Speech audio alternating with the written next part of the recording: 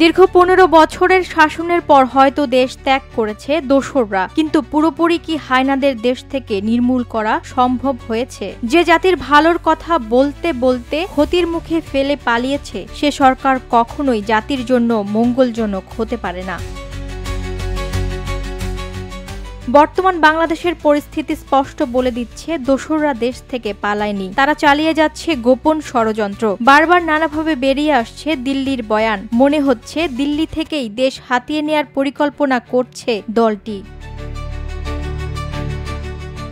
গোপনে পাতা হচ্ছে ফাঁদ। তথ্য এসেছে ৫ আগস্ট ঘিরে পরিকল্পনা করা হয়েছিল নৃশংসতার। দেশের বিভিন্ন জায়গায় অপরাধমূলক ঘটনাতেও তাদের হাত থাকার অভিযোগ। আবার সেই সরকারের পক্ষের ইঙ্গিত দিচ্ছে একটি নতুন সংগঠন, মঞ্চ ৭১। রাজনৈতিক বিশ্লেষকরা এই সংগঠন নিয়ে উদ্বেগ প্রকাশ করেছেন।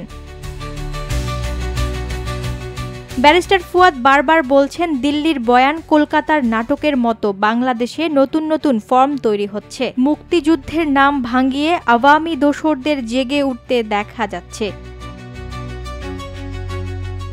এদিকে অন্তর্বর্তী সরকার দায়িত্ব গ্রহণের পর প্রায় প্রতিটি উদ্যোগে এসেছে দোসরদের বাধা, যেন ন্যূনতম অনুশোচনা বা অনুতাপ নেই তাদের মধ্যে। বিদেশে বসে আওয়ামী লীগের পলাতক নেতারা প্রতিনিয়ত নানা ষড়যন্ত্রের জাল বুনছেন। সেই জালের মধ্যেই কি রয়েছে তৈরি হওয়া নতুন সংগঠনগুলো?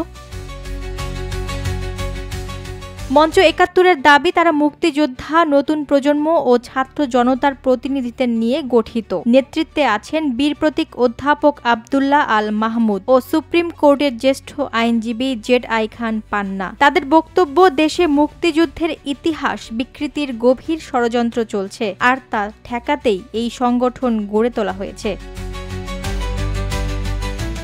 কিন্তু প্রশ্ন একটাই, মুক্তিযুদ্ধকে টোপ বানিয়ে আওয়ামী দোসররা দেশে ফিরতে চাইছেন কি? তাহলে পান্না কামালের মঞ্চ ৭১ কি শুধুই ইতিহাস রক্ষার লড়াই, নাকি আরও গভীর কোনো রাজনৈতিক বার্তা বহন করছে?